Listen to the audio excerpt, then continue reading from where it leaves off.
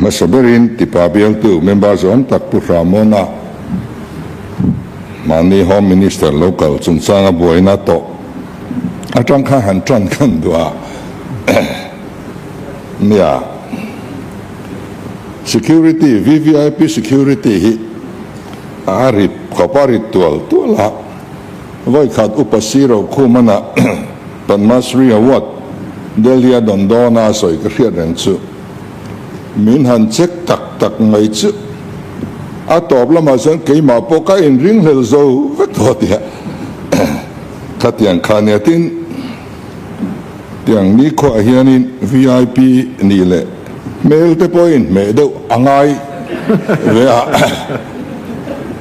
MLA thar ho training an lak khan puti BC te ho hian MLA silva siam tiran tung rok maya anan entry na siam sak du mi along kan deputy speaker hianin MLA kan ni ti fin fianan khan electric bill pek na receipt te khan phok thina ni ome tiang te kha tilom ve ania tin pang khwa hian zol nei de trong trai reng mai pidari oma dan ina hian kum ka don teronom china del hi ka wangai tia nam chan tu nei tu pa buram mangai hi mi hruai ro ti tlat maya ke zo khamin tiang ti kha hlau khopa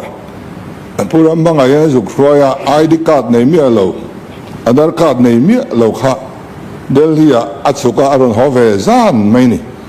mak ang reng viau chung te po chu tin si habial tu po chu khanin MR bill hi tia in si ai hian tam deuh zel tia chu ni in ke po ka hedewa chan chu department hian an nau te si nga hian kumina engzang e dam lo don ti kha chut haran ti ni a khiat lok lova so wang chuan awak lo de zong hian an chut thin ni ber turania ataka hen lo tam le thin amaro chu bil dik vak lo hi alo om thin alo ni chu kan han sarkar nu hian thei top kan han chua kumin hian bible se som pali vel ning ka ria chuan kan titlan yam thei ani alepo speaker voina kan department soi ho tur hi kan flagship program han holding nuaya po department poimo tak le chan volian tak nei te an ni hloma phurom lein ka ria agriculture chungchanga hian India president ani lai khan pu PZ kalam kha localin hela hian thuaron soya chuta chuan sericulture ringot hian chung kwa chu ti za chu om ula heta tang ringot po hian in ram chuan in to del na in nei the ni ti kha min ron sila aron study ve kan ram kha heti za de ta kalula za heti za the tin atiam ron then phoka kha minon muchiang lein ka ria potential kan nei thajia kan soi thina amaro chu enga tinge potential kan nei tha kan ti lai hian pangang vulai zong te an pun tak theilo ti zo na te kha oma ni kan rin ve dan le ka riat ve dan chuan tunma zong song khan silbot noi hianin direct funding hi an muthina state sarkar hian riat puiwak lova chu PSC atakanan chui tak khan sumbo pil kha alo tam ministry culture hianin state sarkar atang khan tlema nge an independent de awang khan tiang direct funding chi reng ni chu kan zo lo de ni hi kan ti pha nge ya chu wang chuan thil kha ani turang ni lo atam maya khang zong silbo ta tang kan summan mu zong song kha tanem ngai takalo man thin chu ni se khi ta kanom to karinga tin farmer te boy ni so market ani a market a ret athatok lo anti chung ka kumtam tak ani chuta anyang angan han hral point department in poisa apenga ngai lo rei deu abat sak thina abat sak rei lutuk thu he house an voi duai lo kau so pui to ni khang zong zong khatun malama an hun an local pel ania khang khanin tlemin ati thuan om deu ani mai o mango kati tunai ro hi chuan hei in rin ton na nen farmer tenen ke kan han pen chole ta chuwang chuan kan phur thar le in alanga tin a market lama polo thata 16% in ami achi sang vul tu te hianin khoi tu te hianin rezitina 16% in tunai hian a red kan ti san sak to a hlok thokhat viu to ni tin bat hi om to mang lovin ka hrepoka chuwang chuan tuna tang chuan thei to pakan uar chole tlak ani ten fisheries a hian a chi tur hi kan member tenan soyang khan kan sem nem to khop maya a input le output hi kan zir chiang em o zirna tak tak kan nem sangha chi a hian eng zang he kan sen to ti chuan a output he eng za tin nge lo pun to he kan thil ti dan phung pa ngai kum tin kan budget kan lo da so thina hian hei investment tha kan langai rengem ti zel ta ka kan langai em ti hi chu zir chen angai in ka ria chuwang chuanin tha chim lama te po a chi tur tam tak kan nei ve to ti report te kan donga lomom ka tia kan ram chunga mi te ngai a che supply the ni chuan khang mi te ngai khan an supply ngai ni turin department hian ma anon lak a tha in karing tin kabial ngai ya te po tuna khian a chi supply lo hlau anwai tel thar mangang em an omani kati lai khan kan fiat chu tu te ne mo supply an changa vai ne an tang kopa vai sanga chi te tak te thawak lo te supply ti te po a oma heng hi are theina turin kan ram chunga mi nge a hian a chi hi in to del tum ila kan la in to del thei lo ani point kan ram chunga supply thei anom hi chuan heng hian dil lu tuk ngai lo hianin ol sam te hian supply thei silangin alomom khopin karinga pen pura ba ta khanin lian deuh se ti kha apomom khopin ka ria ei sanghadil te su kan nei thavelo ke ni choma ro chu han ti don hi chuanin atte takte han da hi chuan alian deuh sa da hi chu kan du zok deuh ni tlemina man lo sang po ni se tin a survival rate po alo sang nge chung te po chu ngai to na om sila tin hei tripura te association te po in anzuk zira tripura chuanin a fi ta problem an nei lova sarkar in that takin na pui boka self help group ten that takin na an thoka kum khata voyang ma sa an harvest he ni a fi ta that chuanin an thang chaka an harvest ranga tin biga khat ro rawa kan tharzat ein tam le lut tukani chuwang chuanin tuna potential area kan nei po za som ni borvel so ikan lamang tangkai ni ti hi kum somvel chung kan economic survey hian chuang to in ka ria ma kan son turani kan area kan cover hi zau sila tina nei sa po hi a quality upgrade theidan hi ngai tua ta ila ti chuan production ti puntumila chu dana chuan mizoram hi kan in to del mai ni lovin thon chwa tu tam tak kan nei thei ni chu tiang khop potentiality chu kan nei ti kha economic survey te achen em kha tin hey Japanese koi fish te po hi dil pa nga ya hian lo vul thei na samaya amana tamro pui mai sia ai zola million nu in an nu de vek to mai bok sia hang te hi kan ti thei lo tur mo kan ti a lo thei reng mai kabia la po khian an lo ching reng man lo vul reng mai dil pa nga ya chung te kan soi dua tun la hey nge ni thiam na thar te po a lo chuak to he tia nge ni tuizem te tak dian vak lo atanga tam tak o by flock ki heng te po hi a thai mai mi dang ti ngang ka te kan ti ve kan dang la si ra khian a lo dam lu tu kan dan na ni nga mulava ka a that thei lova kan son do na man kan te chu mi ti mu kan du wang ania ten kan in to del don tak tak ni chuan ram dang atanga sang lo lu dan te po hi kan ngai tu ngai hei ngai ni chemical manga an song bol dan a mi thirwang an noi chi an noi han ti te video engama mo tur om thina heng chuan lam te po hianin chuan lama kan mang ve tat menga kan dan ve mai thei dan kong hi kan mu chuak thei tur ka ngai helaya kan farmer te an din chuan tur ani phot chuan chung te chu kan ngai to a tha khopin ka ria a ten toy zong hen soi se le forest department ti le top meng her se hi kan state tree ania kan war tok lovin ka ria kan ram kong pui dung zong me hian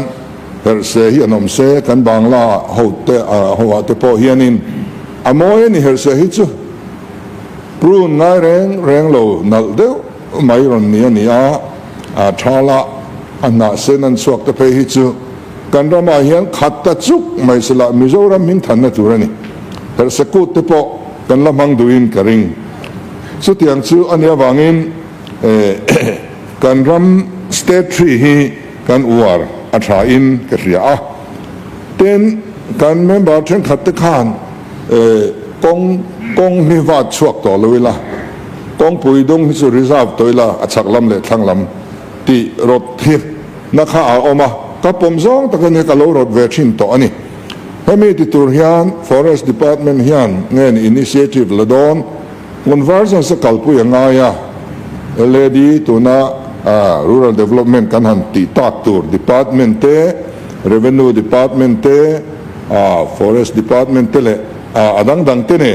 conversion sa kalpui angai dona heng kong pui deuh chin hi chu kong chak le kong thang hi vat thleng to loila pas kan pek toin point reserve taila ti chuan kong basam sami angai don lo a thel mai don ani chu ba ka sigle sa alo vong nuamanga pangpar chi te le ei thei chi te han ti tak tak ilangin nung cha tan po anuamanga zinve wa hi riru po ti hadame em dona hei hi chu mani department mai han ti thei thilai ni lowa conversion sa ngai tu chawatan a than le mai voina hian demand nei tu te an ni boka ye van cc lam hian bulram tum chho thei phei se chuan lom om khopin karinga tin kan rama NLUP land use policy ram mantrang kai dan kum tam tak kan local puya amaro chu trangkai ta kan man ram hi mutur awang le mai kong si ra hian han sinila kong sak kong thang huan alo om point han bi chiang ila jim te ani zau tak tak mutur he wanga khwale khoin kar ram ol ala tam lu tuk vek ani chuan kan ram hi chu ti lu tuk chuan ren alangai lo mango ka ti thina kan hum hal tur ani rual hian development kan ti don ani chuan man kan pe ka ngai tin aman pek tur po kan la nei hrie tu na chuan kan ram hi dik che chuan in an min poin akum le chuan a hring le vek ani chu ti koparam tha chu kan nia tin lo kan va ta kan va thu veka kan har rol le veka alo chor kum thuanin kan tuk le boka chu ti chung chuan chulania forest aron ni le zelani kan rami a thadang lam em ani ti chet po tum la ti chet le thei lo thu kani khati rama khan pathianin min da awang hian kan mi puitena an mamo thila hi chuan ren lu tuk po hi a thalove amaro chu tuna shifting cultivation kan han tiang chi hi chu permanent mechanized zong le khatiang zonga tun lai thiam ni tene na kan ti chho zel roi chu sarkar chuan atum tur ani ti chu kan pom threwing karinga ten kan forest area hi kan luidung te tanga tlang chi pason hi mana ZNP kan ni line ela hian house a hianin resolution kan lo pulut to a min par thak saka kha kari ro la omrenga luidung ram tha a kan chet na ti chet zonga reserve forest kan siam hi chu afu chi em tlanga te an son dan kong om chuan ngai to ba thaem ti hi ke kari ru chu alani renga tin kan opposition leader khan RRF chung chang kha aron soya an nok khop me hi atira khan kan riveran reserve forest kha Guwahati high court kha min an kuas saka tichuan chief secretary ho khan challenge turani court appeal turani tiania anu kar khatvela chief minister hovin challenge lo tur ti khan ni velia aya protection of rivers bill ipulu tang teman mo min antia tichuan protection of rivers act chutuna hian amin chuan kan nei ni amar sa rules polom chuang lowa kan lamang chuang mia lova ikhan aon very not maya chuan conservation of forest naiti kan nei le nikuma amendment act 2023 mo kum masani kan nei le chu po chu supreme court challenge te an ni chole tiang khan government case zo khian ye forest chu dictionary meaning a define turani ti te alo ni le act lama chuang reng lo kha supreme court judgment zo kha te funga man ani ta zela ta chuan irrespective of the ownership ti te kha lo ni revenue ram ani hemo mimal ram ani mo eng po khalo ni se thil hlimawm to na re chu forest ramani ti te lo ni ta ni kan act khan om sia kha anei vak talawa ti chuan soinwam lo zet mai chu turial haidal project kan han ti khan forest ram chin chu zangna dom na an pe ani company khan kami chunga ram nei tu diktak khowa kha an pe bawk ani tichuan landowner pe bawk forest department pe bawk en kim clear ani ngai nip ko in khati lai ro rel chang tu congress sarkar khan aram nei tu diktak chin kha chin chia veka hei ba ki tu ma helaya hian ram paspect tu ren lo ti order an chu thapani amara chu anwa MNF aron sarkara sudan chuan hai chutanin petamol mola kan ram lau ber te chung ko poin tam tak noi tam tak an la ta tu nei lak le tur pon la nei ti kan fian khatiang khani chho tak noi awang khan kan ram ti ching pen tu hi chu elai ro rel tu te kan lo ni zok ma thin emoni ti thein thil hi akal ta ti chuan thu boya alu ta ti khan akal ta ze la tu na hian khati laya paspect to lo tur ti nuwa pas nei le ho zong kha khan tu nei sarkar himin king ani tuna landan chuan pedon taila bible chetam tak poisa fai kan soi don baka motor thalai zani kan soi ngai bok don ani khatiang khan min tla bok chuan tu sarkar ma hi kan ding zo don lo ani chutiang din huna te chuan kan lo ding ta ti chuan a riverine reserve forest kha achangin an khuasa achangin an tung ding lia chuti reng chuan tu na hian lain chai buai ani ta ti chuan kha RRF kha ading chuak le don ani chuan kha la ding ani chuan khami huam chunga ram nei ta ka chu compensation pek lo tur niom takan ta ni forest ram chunga nei ani ta amaro chu RRF hi pai ani chuan forest ram ani lo chuan landowner te khan nei tuni nan chang thenga pek tur ani don te poniom takania a ching cheve noi me hi kal ngai na vak po kan hri lo supreme court lama akal zel dan turi kan hap top mai ni chu tiang chu kan ne hei scholarship division chunga te po rai tak compensation kan buai na chu ta mun sang atanga kan ti buai zel ani kha kami chung sang kha tram sa ka soina sa to elai hian surveyor wal te kolosi pa kan tir tha rampek to lo ti nuwa tu nei tu sang atangin pas kanin pe chhomal malaka la in khung mia kha nga wanga ti hwan buai chho kan ni chu wanga ching fel tu tur zok te hi ati buai tu hianin kan tang thina tu na tang hi chuan sarkar hena project poimo anai na tu reng hi chuan khatianga mi pam hamten ram anin pe ka compensation tin zona ma unlock thailon tur khan kan hrema sani phochuan if freeze zelang ti hi kan ngai dan ani a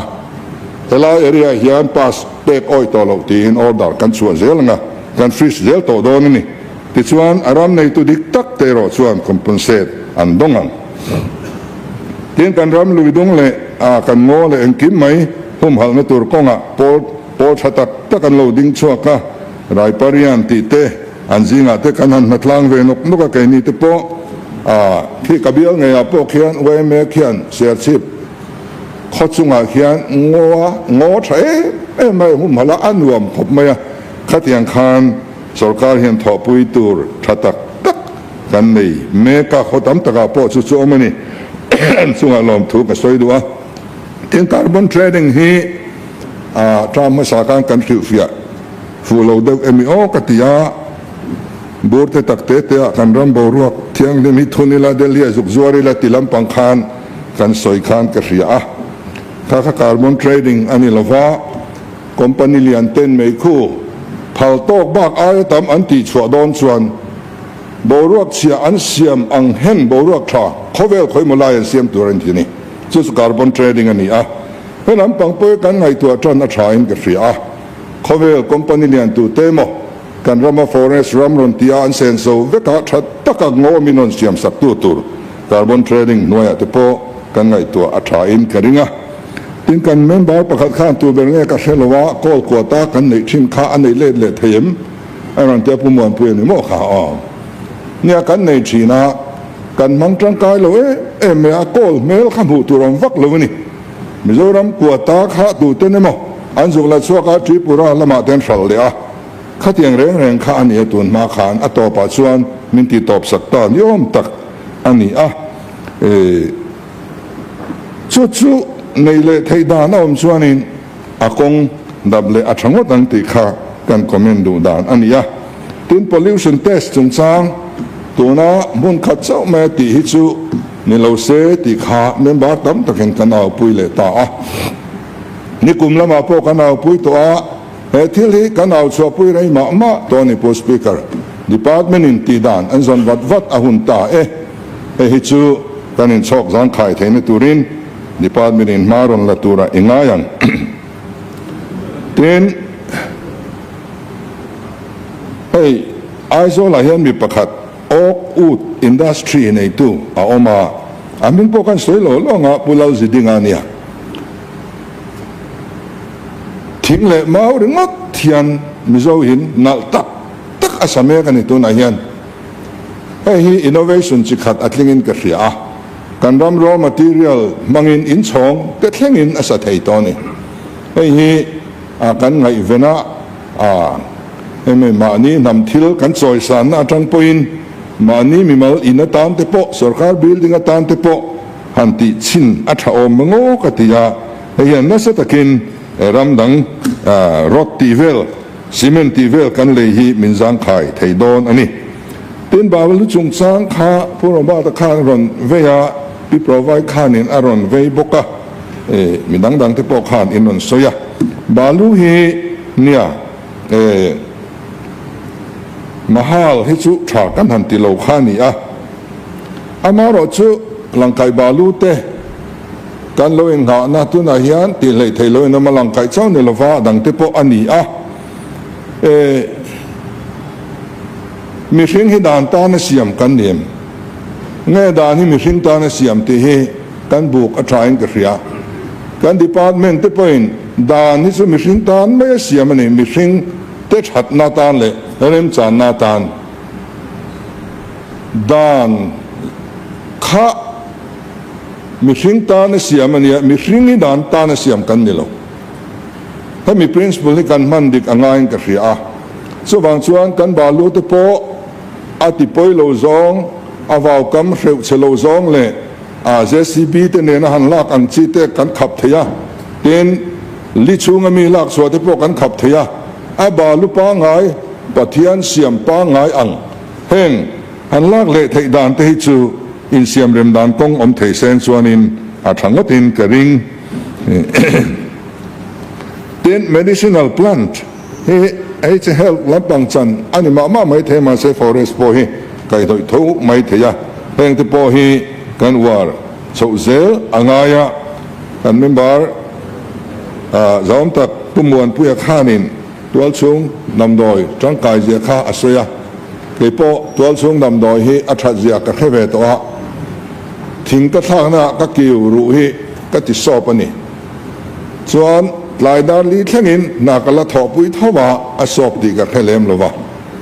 dar li chuan ka tur tawak lo ka han en tira an x-ray ya an lo ria a nap khon ka e adam mai nap khon hi tha e me mani chung te po su ani ve tlat ania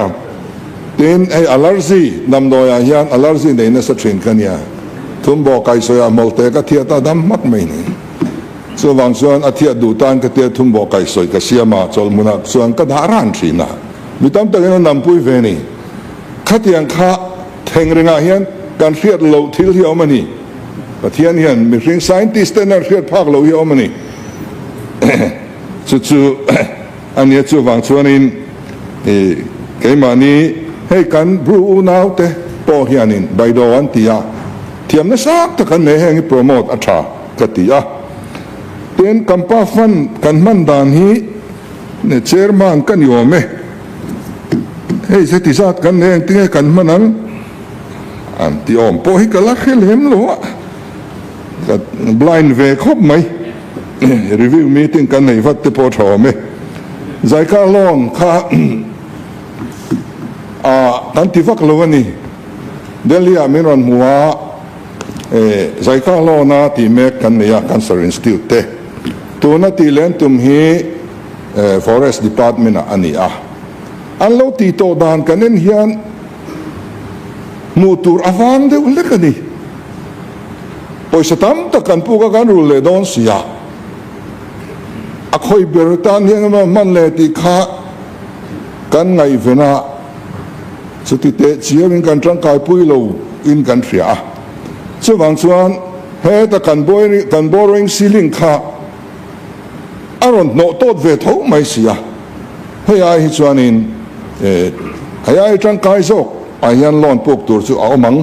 an ni hi chu ti lo men kan ten ma ni po an mai chana ka hrila so ngai na va kan hrelo hei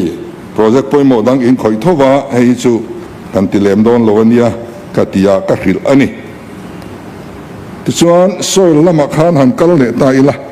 soil la khan hei project paruka tan hin planning atangin bible sa somli le pathum le point pani pali kan peto a komin chung hian kuwa kha atam thina hi kan ria agricultural drone antiang hi kan nei angai ni agriculture department in nge ni soil department in nge ni tu berin nge ni nei la kan in man trom thein ka ringa le atangena ka phak si lowa chunglam atanga juk spray ero chuan adan thein ka ringa chung te po chu kan ngai tua atha in ka ringa kan han holding noi hian kan da poi mo em training nan te kan pe NAC atang po hian in crore sari le point pali kan nuk suak to a ti chuan central lampang hian Kuva plantation area zau hi min tui pui to lova amai ro chu kan nei za tak an ron bu phak lova kan zau zel thova kan mi ten an mamo chuan kan tia ti chuan om sa ti changkan le aring thar han nei zel po kan larem ti zel tho har san na kan tok lo ten a processing lam hi tuna hian ti takzet in kan ngai tu a kan ji om chho zel to tu ra kan ngai ani ten mun phia hi an soilo thailo ani a suggestion kan neya kan MLA te trangkan puarem chakma te engineer pusira te pudong te tele puares te ho khan nakuma chuan a hring hian lei mai to tewa ti thuron min pe a kalom khop maya thuron hi in pe zeli langin ngai to deu chu angai ta ni nakuma chuan aro kan tia anti ro le thei silo kan farmer ten suppose grade turani grade A za grade B somriat kan tia grading an ti thei box silova grade lo na ka chu kan panel farm te khan an le thei bik lovani so wang chuan kan thiam ve ta kan farmer ten tu na kan system hi chu an thlin lo ni in alanga กันไว้ขัดตีนะอังเดียวเนี่ยนี่กลุ่มละมาอันตีโปค่ะตีข้านี่ตัวข้าสายปุ่มหูตาอบัดสักโปข้างกันรู้สักริงว่าตัวนี้อันโฮลดิ้งสุมาจังอินอามาลาข้ากันไปปอบเลยไทยต่อแล้ววะอาไปปอบไทยตัวผู้ชายเตะฮาวินินซงอันไปปอบละวะที่ส่วนนี้อังอัมตอกลอมเตะข้าเสียกาวที่อัสตอกเจ้าต่อบกเสียอังอัมตอกบากซงข้ากันรู้สักทุบไม่นี่อันโฮลดิ้งสุมาจังอินจู่ๆอันนี้ตินมาฮาลให้กันดูง่ายเลยว่าตินตัวนาเฮียนสุรการกันลากอวังเฮียนอัฟรีตลอดอันนี้เมียโลกันฟาร์มที่อันดูเทนะอันดูเรตินอันละขัดเทเรื่องอัฟรีเรื่องนี้มาร์เก็ตจู่อามาเราจู่สุรการเฮียนเฮลัยเฮียนที่อันกันโลที่เวงกันตีอามันเนียมตัวกันโลปุยเวไหมอันนี้กูไม่นาเฮียนอะไรเชียดอวังอินสาวนั่ตัวดังอันเชวักโลนี่เฮียนอลังตาสอทิ้งโปอังเรตอาเรตอาชีอาก็ไม่นายยันจะเปลี่ยนสุรการเราเปลี่ยนตลอดเสละมุนเพียเละสอทิ้งเลยตัวสุรการอมตลอดเสงอันจะเฉลยจัวงดตังสอทิ้งไปจะไงตัวงดตังอามาเราสมาร์ทก็ตามเราจงอินแจงสมัยกันเลยสักโซเวกโดนนี่มุนเพียโปเกรดลวินเกรดเอบีเขียนลวินอัจฉริยะลินเกจิอาสมเรียนกันเลยฝ่ายเวกโดนถูเราลุงไอตัวร้อมเราจู่ๆเราก็กันเปลี่ยนเราก็อินัน process งานขัดเลยมินรู้เรื่องอามันจู่มินเปลี่ยนเลยโดนนี่จู่ๆกันตีดานตัวอันนี้ทีมรับบาร์ฮีทีมนิสต์รับบาร์มิชชั่นเตกันหันตีมาอีกช่วยกันเทียบผู้ชายเต้นเฮียนินรับบาร์หัวนี่กันในเวรอนนี่กันนี่ปนีเฮียนี่กันนี่เด็กชวนนี่อะไรกันไอ้มันระวังอามาเราจู่กันมีเตะกันที่ฟูลอนนี่ส่วนมาอินตองเวทกันปนีเห็นหัวนี่เนี่ยเตะกันที่เศร้าเวนียที่ส่วน rainwater harvesting ตัวหมดเสียกันสอยตัวหน้าที่ปุ่งตัวนี่จุดที่อันตาหัวสุกันในนัวกันสอยตำมันระวังอัตโบราณส่วน revenue และ supply กันสอยปลนกงาrevenue department big อัตรังเฮียนินปอยสาหิกันเปิดทางเรื่องสัสกีPart 7A อัตรังเฮียนจำพายเกี่ยฟังคลาง Revenue Office สังเนตูร์เชงไวเบลสลี point ปรุปริยัตกันเป็ดตัวมามิตา Revenue Office สักนานไวเบลสลี point ปังอาเบียลอันนี้ตินสัสกี Part 1 Additional เฮียนิน Revenue Staff Quarters Complex Scholarship Sership ไซต์ตัวขจรนาเทียละสังเนตูร์เฮียนไวเบลจะสอนประกาศ point ปลีปันนีกันดาทีม Revenue Staff Quarter Complex ไอโซลโกลไทฮวนมิชชันเวงและโคเลสเวงสักเนตูริงครองกันดาสักบุกNEC จังเฮียนินManagement Maintenance and Management of Land Records ที่เฮียนินไวเบลสรุปเลย point ปลีเบียลเอาบุกทีม Supply Office ไอโซล East และ West มุนเดียกันหันเชนชันตากนาเฮียนไวเบลเสียดกันด่าบกอันนี้เตียงส่วนอันนี้ฮี investment กันอินง่าย revenue earning department อันอย่างอินเตียงคานกันที่อย่างอังอินสุรการปกันหันตีเตียงกาดวาร์ตีบอร์เวลาเฮียนมีตั้มตะกินอันกาดอัน surrender ซุ่มก็จะนิจวงินขามีเตวังคานมีเองมซาดขากาดเองเลยกาดโปละอันโลลุเทพาเตียนกาดเองเลยกาดโปลอมชินสูงกว่าเองมาสัตคานคงเอกยายเรทจอกกันเกียนเตียงอันติยากาดวาระอินส่วนโซลมันนี่ขัดเตียงกาดวาระอมตูรอังจีอินคำในห้องสงคานเปลี่ยนทันนดิตักขิสังเทเซนส่วนนี้กาดวาระเห็นอินเซนโซเทวิกโดนเซนส่วนนี้การมีเรทห้องฮิสุกาดโปลาเลยเองไงกันออกมาได้โจทย์กันเบสนี่ส่วนส่วนเอติยังกาดวากาดโปลจะกาดวาระกันหันโฉกที่ยันมีดังรงกันโปลนี่เป็นยังไงฮาร์สโจกันเกียนอันนี้ปะเทียนมาสมนารอารามเลยฟิลนะจนมาสักนานี่ที่ฮีเชียลังอัชขบินกริงะเป็นโรลเลดิซิลเซสกันหันลากโปเฮียนเป็นโรลเลดิซิลกันลากเปียงเฮียนกันรำกงเสียมนะกันนัดล้างเวนีที่กันอินเสียดกระดูจ zoram mi pui hian petrol kan lak piang diesel kan lak piang hian ses kan ba choi ve ta kong siam na ni he kan ram kong chia kan ti kan in em siam than nan hian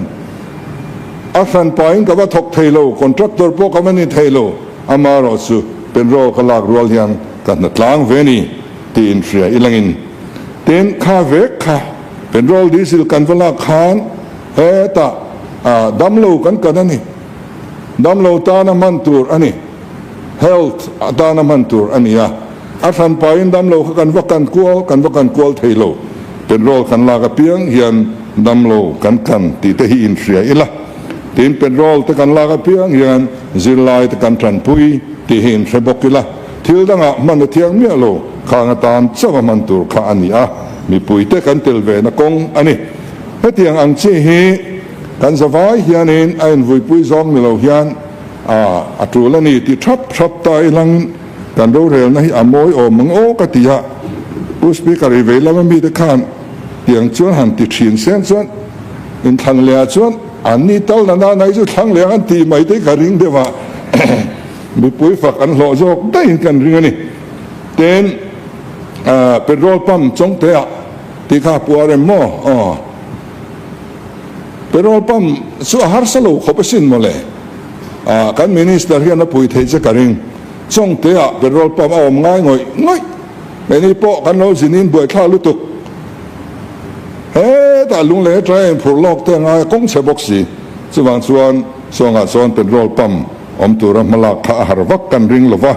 tin cylinder put ur re to selang tui kan her hol ang hian a pipe bin ti ve thoi theilang kan tia chu company hian anon be mek boka tripura tangin ha te kan soi du mai maya tin kan opposition leader khan compensate la 15% sarkar an chun lu kha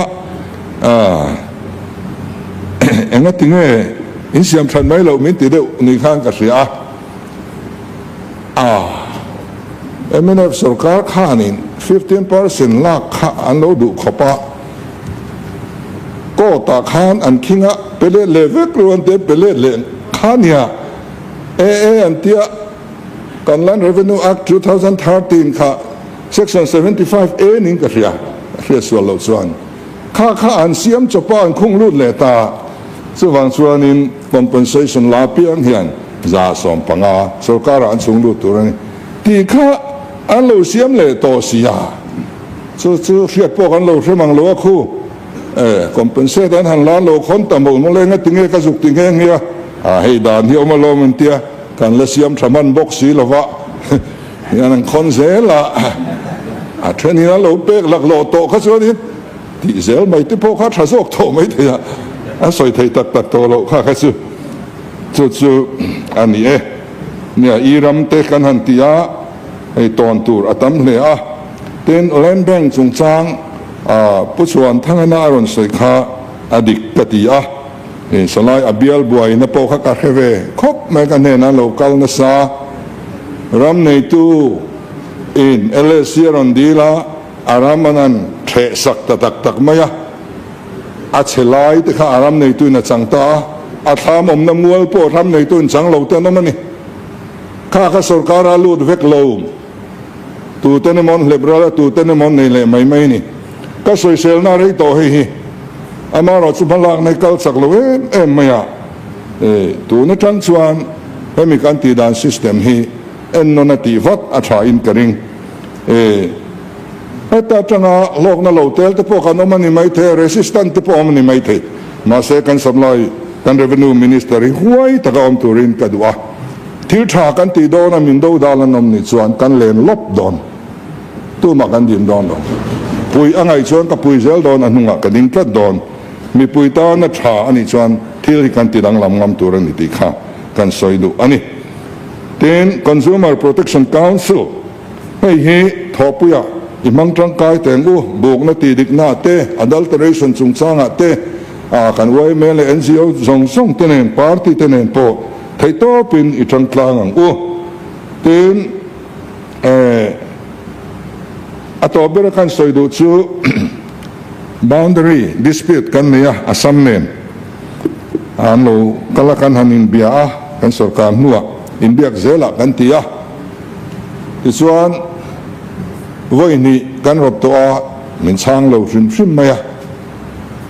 ลุงทุกิมนั้นกันเตียตุนนายกันสุกรบเลยนี่มันช่างโดนเลยโดนโลกันเขลวะเอ็นโป้ในเสียงเทียมกันจันนั้นวันทุ่มกันรบป้อมันช่างเรานี่ส่วนไงตัวดำที่โป้กันละเทียมังชูกันตีกันรำริบวยฮีเป็นดิ่งลวินกันหุ่นสูงสวยเฟลที่กันดูครบไหมมารอจูกันสวยปุยตัวระเต้นกันเลขาปอันชานง่ายแค่โหลดส่วนมาลักจากอาหารครบไหมจุมีตานส่วนตุนนายลุงทุกิมนานเลขากันเททะเลนิติขากันสวยอันนี้ส่วนผู้สปีกเกอร์สวยตุซงอินกันมินิสเตอร์เต